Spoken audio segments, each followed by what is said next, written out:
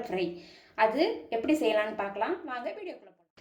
தேவையான பொருட்கள் 50 கிராம் வெங்காயம், 4 முட்டை, 2 டீஸ்பூன் மிளகாய்த்தூள், மிளகுத்தூள் 1½ டீஸ்பூன், உப்பு, மஞ்சள் தூள், தாளிப்பதற்கு கடுகு.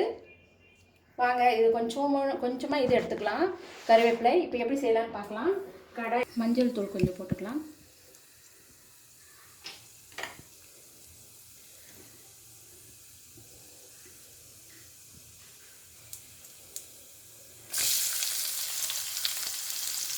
சின்ன வெங்காயம் போட்டிங்கன்னா தான் டேஸ்ட் நல்லாயிருக்கும். நல்லா கிண்டி விடுங்க.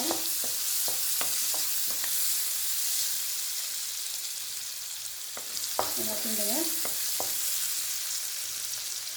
ஒரு 1/2 டீஸ்பூன் இப்போவே கொஞ்சம் உப்பு போட்டுட்டிங்கன்னா வதங்கிறதுக்கு நல்லாயிருக்கும், ஈஸியாக.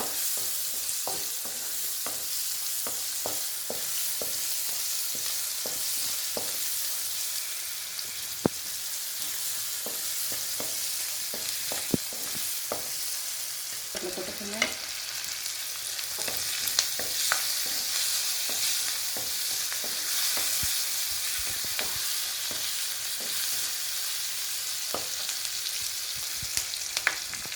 மிளகாய்த்தூள், உப்பு,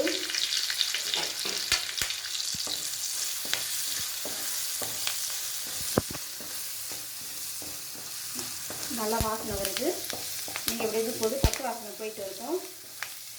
அந்த சமயத்தில் 4 எக்கு எடுத்து இது போட்டுக்கலாம். நல்லா கிண்டி விடுங்க.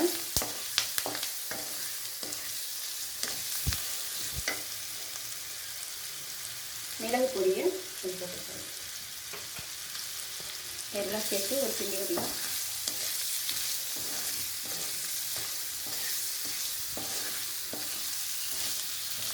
இது ரசம் சாதம், சாம்பார் சாதம் எல்லாத்துக்கும் நல்ல சைட் டிஷ்ஷு.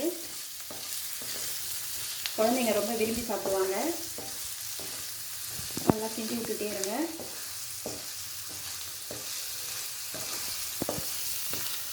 முட்டையில் நிறைய ப்ரோட்டீன் இருக்குது.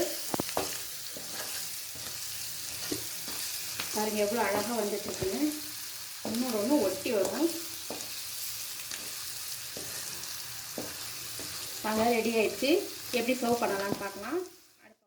மல்லித்தூள் தூவிட்டு நீங்கள் அழகாக எல்லாருக்கும் சர்வ் பண்ணிடலாம். எவ்வளோ அழகாக வந்திருக்கு பாருங்கள்.